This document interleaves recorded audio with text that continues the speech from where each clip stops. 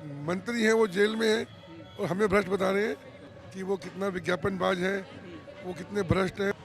देखिए, भ्रष्ट सरकार को रोकने के लिए कहीं से भी कहीं तक जाना पड़े, हम सब तैयार हैं।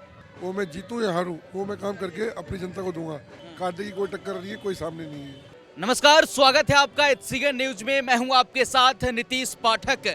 दिल्ली एमसीडी चुनाव का प्रचार अपने अंतिम पड़ाव पर है। 30 तारीख हो गया है आज और 4 दिसंबर को वोटिंग होना है, यानी दिन रविवार पड़ेगा। सभी प्रत्याशी चुनावी मैदान में हैं, डोर टू डोर प्रचार कर रहे हैं। केंद्रीय मंत्री से लेकर सभी प्रदेश के मुख्यमंत्री दिल्ली में कूच कर गए हैं और अपने प्रचार प्रसार कर रहे हैं। इन्हीं मुद्दों को लेकर हम आए हुए हैं सिविल लाइन वार्ड्स में। जी हां, वार्ड 73 है और इस वार्ड के भारतीय जनता पार्टी के प्रत्याशी जत्थेदार अवतार सिंह जी हैं। उनसे चर्चा करेंगे और जानेंगे कि चुनावी माहौल क्या है। सबसे पहले अवतार जी, आपका एचसीएन न्यूज में बहुत स्वागत है। धन्यवाद। मेरा पहला सवाल अवतार जी यही है कि अंतिम पड़ाव पर चुनाव प्रचार है, क्या लग रहा है इधर का माहौल, क्या आपको लगा? मुझे अपने माहौल को बताने की आवश्यकता नहीं है, क्योंकि क्षेत्र के अंदर इतने काम किए हैं कि वोटर हाथों हाथ ले रहे हैं। मुझे मालूम है कि 4 तारीख को सबसे पहले कमल का बटन दबेगा और 7 तारीख को जो पहली सीट आएगी दिल्ली के अंदर भारतीय जनता पार्टी की, वो हमारी सीट होगी और हम मोदी जी के हाथ मजबूत करने के लिए वचनबद्ध हैं। अगर पार्टी ने मुझ पर विश्वास किया है तो ये सीट जीत कर उनकी झोली में डालूंगा मैं। लेकिन सर, बार बार आम आदमी पार्टी हमलावर है, आरोप लगा रही है कि 15 सालों में बीजेपी ने एमसीडी को बर्बाद कर दिया है, कूड़े का पहाड़ बना दिया, कोई काम वाम नहीं किया है, सिर्फ प्रचार कर रहे हैं। लोग सब जानते हैं झूठ की राजनीति, कि वो कितना विज्ञापनबाज है, वो कितने भ्रष्ट हैं। उनकी जो मंत्री हैं वो जेल में हैं और हमें भ्रष्ट बता रहे हैं। बीजेपी का कोई भी नेता भ्रष्ट नहीं है, सब बड़े ईमानदार और अच्छे लोग हैं। वो कुछ भी कहें, उसके लिए मेरे पास कोई जवाब नहीं है।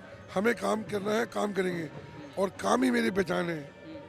4 तारीख को सभी लोग सुबह उठकर सबसे पहले कमल का फूल दबाएंगे और 7 तारीख को हम जीतकर फिर वापस अपना निगम में आएंगे। सर, जीतने के बाद सिविल लाइंस के जनता को, अपने देवतुल्य जनता को आप क्या मतलब कि तोहफा देंगे? सबसे पहला काम क्या करेंगे?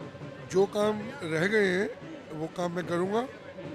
वैसे तो ऐसे कोई खास काम रहे नहीं है, मगर फिर भी यहाँ पर एक बड़ा गुरुद्वारा है मेनू का टीला, उसका एक रास्ता बंद हो गया है, तो डॉक्टर हर्षवर्धन जी से मिलकर उसके अंदर मैं अंडरपास बनवा रहा हूँ, वो बनवा के दूंगा। ऐसे बहुत सारे काम हैं कि जो मुझे करने हैं, वो मैं जीतूं या हारूं, वो मैं काम करके अपनी जनता को दूंगा। मेरा मकसद है सेवा करना, सेवा ही मेरा मकसद है। अंतिम सवाल सर, सिविल लाइंस वार्ड में आम आदमी पार्टी है, कांग्रेस पार्टी है और ऐसे तमाम निर्दलीय प्रत्याशी भी चुनावी मैदान में है। मामला कांटे की टक्कर का है या फिर एक तरफा जीत है? अगर मैं कहूँ एक तरफा जीत है तो ठीक होगी, कांटे की कोई टक्कर नहीं है, कोई सामने नहीं है। भाजपा का वोटर बहुत सॉलिड है, हमारे कार्यकर्ता बहुत सॉलिड हैं, कोई बिकाऊ कार्यकर्ता नहीं है, कोई पेड कार्यकर्ता नहीं है।